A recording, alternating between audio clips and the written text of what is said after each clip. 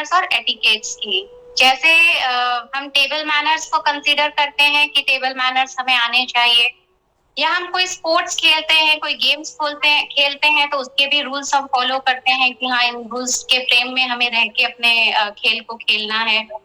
या फिर आप कहीं ऑफिस में जाते हैं तो वहां पे भी आपका बिहेवियर और एथिक्स वगैरह कंसिडर किया जाता है। You don't just show whatever you are, आपको कहीं ना कहीं अपने ऊपर एक बैरियर, एक लिमिटेशन लगानी पड़ती है उन रूल्स की, उन मैनर्स की, तभी आप पब्लिक बिहेवियर अच्छा कर पाते हो। लेकिन हमारे रिलेशन में यही प्रॉब्लम आ रही है कि when we talk to our loved ones, our relatives, that time we don't consider कि we have to follow some etiquettes and manners.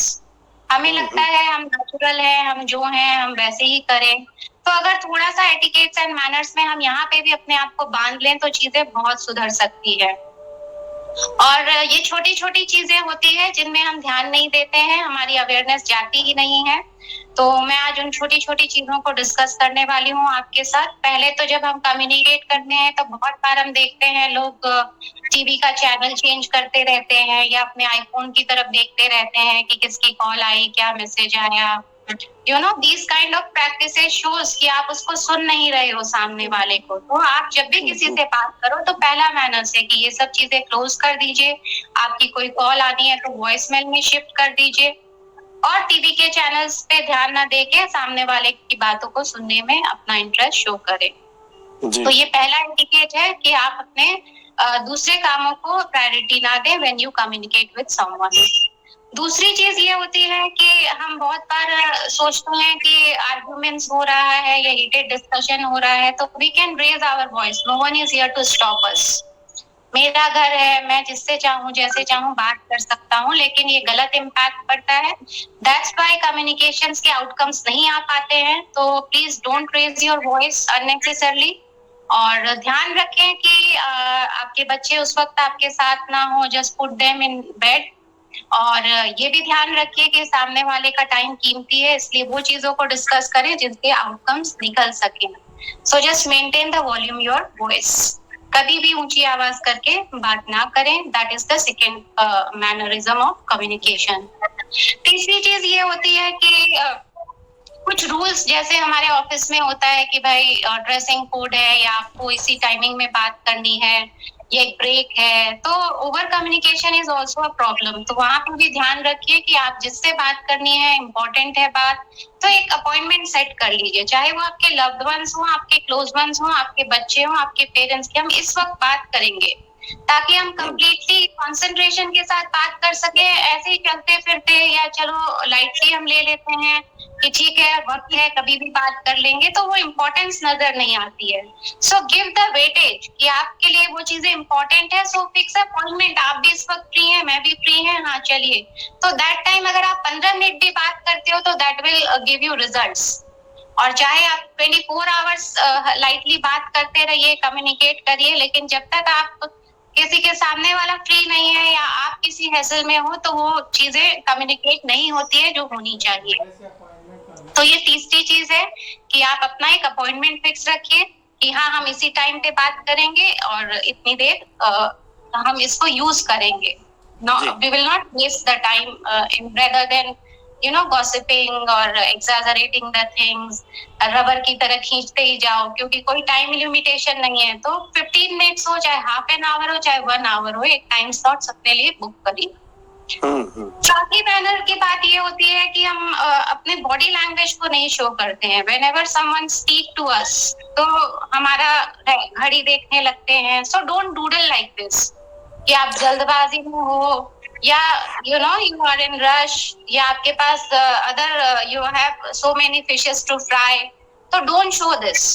तो जब आप कम्युनिकेट कर रहे हो तो ये चौथा मैनर यही है कि आप इस तरीके की डूडलिंग ना करें और अपनी बॉडी लैंग्वेज से सामने वाले को नॉडिंग करके ये दिखाएं कि आप उसको सुन रहे हो। तो आपकी बॉडी लैंग्वेज का मैनर भी सही होना चाहिए, rather than you are just sleeping in the bed और किसी भी तरीके से आप डिस्ट्रैक्शंस में इन्वॉल्व हो, वो चीज आपकी बॉडी लैंग्वेज शो नहीं करती। You are eating something, you are taking a break to take, है ना, कुछ स्नैक्स ले आते हैं, तो ये इंटरप्शंस प्लीज क्रिएट ना करें। जब भी आप कम्युनिकेट करें तो एक सही तरीके से अपनी बॉडी लैंग्वेज को मेंटेन रखें। आपकी बॉडी लैंग्वेज भी आपके वर्ड से ज्यादा पावरफुल है और बहुत कुछ कहती है कि यस यू आर अंडरस्टैंडिंग और नॉट।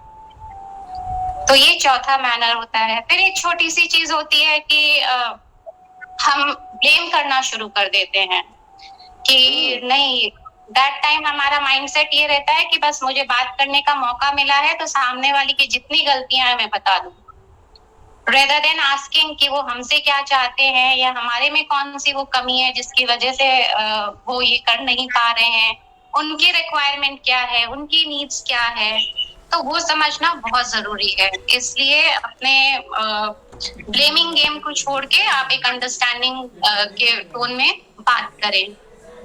इसके साथ साथ एक छोटी चीज ये कर सकते हैं कि हम कुछ रूल सेट कर ले कि हम इन वर्ड्स को यूज नहीं करेंगे या हेट के कोई नहीं, ये एक्शन हम नहीं करेंगे।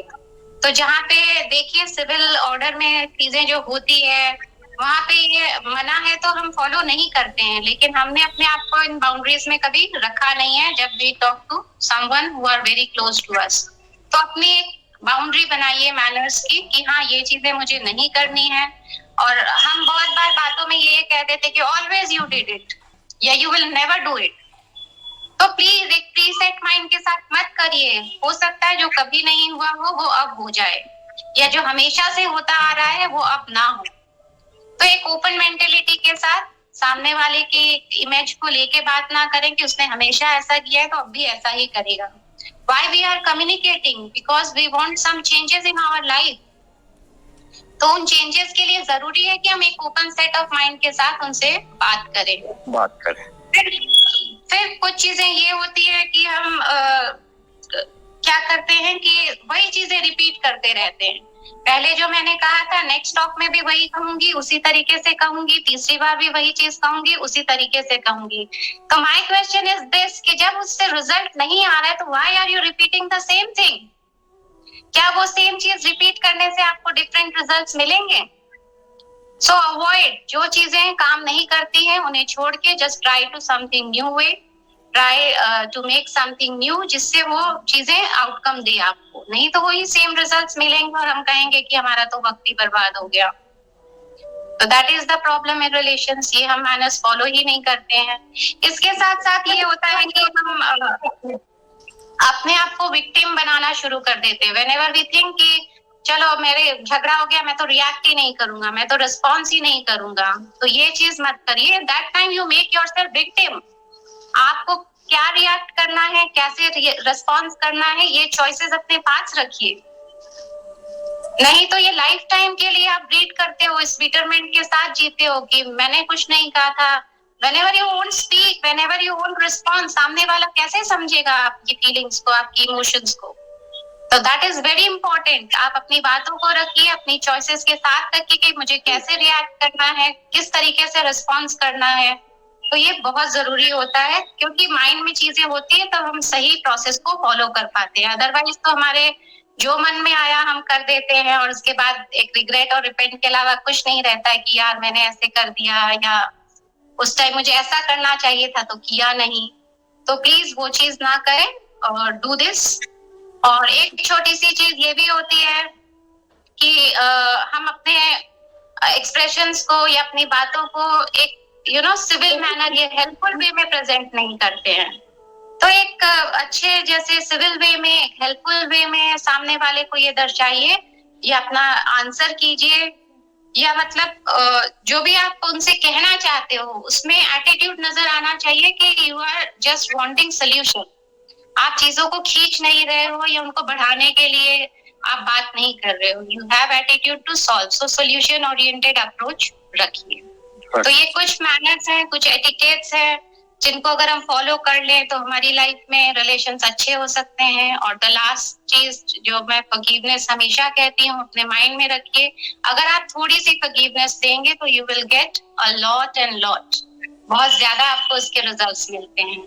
तो छोटी मोटी चीजों को अवॉइड करके लोगों को फॉरगिव करने का एक मैनर रखिए, तो that will work in your relations. तो ये छोटी मोटी बहुत need little effort to do these things. बस हमारे अवेयरनेस नहीं होती है कि इन मैनर्स के साथ हम चलें। तो इन मैनर्स और एटिकेट्स को भी अगर हम अपने कम्युनिकेशंस में अपने क्लोज वंस के साथ अप्लाई करेंगे तो that will definitely work for you. Ji Priyanka ji, बहुत बहुत धन्यवाद, शुक्रिया। बहुत अच्छी बात आपने बताया कि किस तरह के हमारे अंदर एक मैनर्स होना चाहिए, जिससे हमें किसी के साथ भी बात करते हैं या बात करते वक्त हमें किस तरह से बिहेव करना है, हमारा बॉडी लैंग्वेज क्या है, उसे थोड़ा सा ठीक कर लेना चाहिए। नहीं तो हम अपना रेगुलर जो कर रहे हैं, खाना पीना खा रहे हैं और दूसरे को बोल रहे हैं बात करते रहो, बताते रहो, हम सुन रहे हैं, तो वो चीजें कहीं ना कहीं एक इंसानियत के तौर पे भी बताने वाले को थोड़ा सा अनकंफर्ट फील होगा, वो पूरी बात खुल के आपको नहीं बताएगा। हो सकता है कि आपके काम की बात हो और आपको उससे नुकसान भी हो सकता है। ऐसे में तो वो व्यक्ति अगर मेन फायदे वाली बात ना बताकर बाकी सब बातें बता के चले जाएंगे, तो इसीलिए हमें वो चीजें थोड़ा सा ध्यान रखना है। किसी को भी टाइम दो तो कम टाइम दो, लेकिन पूरी तरह से उसके साथ रहो। ये बहुत ही अच्छा आपने मैनर्स के बारे में बताया। आइए, मोनिशा जी हमारे साथ हैं। मोनिशा जी, कैसे हैं आप?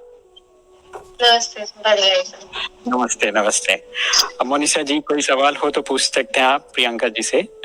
बहुत ही सुंदरता से प्रियंका जी ने, जैसे टेबल मैनर्स के लिए तो हम क्लासेस ज्वाइन करते आए हैं हमेशा से, ऐसे